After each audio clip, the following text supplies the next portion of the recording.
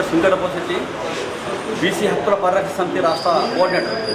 అయితే ఈ చేవెళ్ళ పార్లమెంట్ నియోజకవర్గంలో జరుగుతున్న పోరాటంలో మా బీసీ నాయకుడు కాసాని జ్ఞానేశ్వర్ పోటీలో ఉన్నాడు కాబట్టి ఈ నాయకుడు గెలిపించుకుంటే బీసీల వాణి అనేది పార్లమెంట్ వెళ్ళడానికి అవకాశం ఉంది. కాబట్టి ఈ తెలంగాణలో ఏకైక నాయకుడు బీసీ నుంచి పార్లమెంట్ పోటీ చేస్తున్నాడు. కాబట్టి ఈ నాయకుడు గెలిపించుకున్న వాళ్ళ కాసాని జ్ఞానేశ్వర్ గెలిపించుకుంటే ఖచ్చితంగా మన పార్లమెంట్లో బీసీల సమస్యలు పోరాడగల ఏకైక నాయకుడు కాసాని జ్ఞానేశ్వర్ మేము ఆత్మగౌరవం చెప్తున్నాము.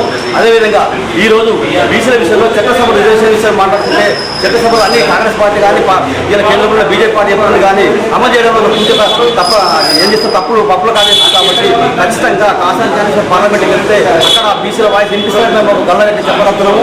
అదేవిధంగా ఉన్న గతంలో ఆర్ కృష్ణ గారు గెలిచారు, ఏదో ఆయన పని చేస్తున్నాడు. కానీ ఈరోజు బీసీలకు మంచి దృఢమైన సంకల్పన మాట్లాడిన నాయకులు మేము ఒక కాసాని జ్ఞానేశ్వర్ గుర్తిస్తున్నాము. ఎందుకంటే చట్టసభలో బీసీలకు రిజర్వేషన్ కావాల్సిన పరిస్థితి ఉంది. అది పోరాడి మా కాసాని జ్ఞానేశ్వర్లో పిలిపిస్తే ఖచ్చితంగా తెలంగాణ రాష్ట్రం మొత్తం తల్లి అవకాశం ఉన్నాయి. కాబట్టి ఖచ్చితంగా కాసాని జ్ఞానేశ్వర్కు గెలిపించి అందరు బీసీలు అన్ని బీసీలో ఉన్న అన్ని సామాజిక వర్గాలు ఖచ్చితంగా ఓట్లు వేసి గెలిపిస్తారని ఆశిస్తున్నాము.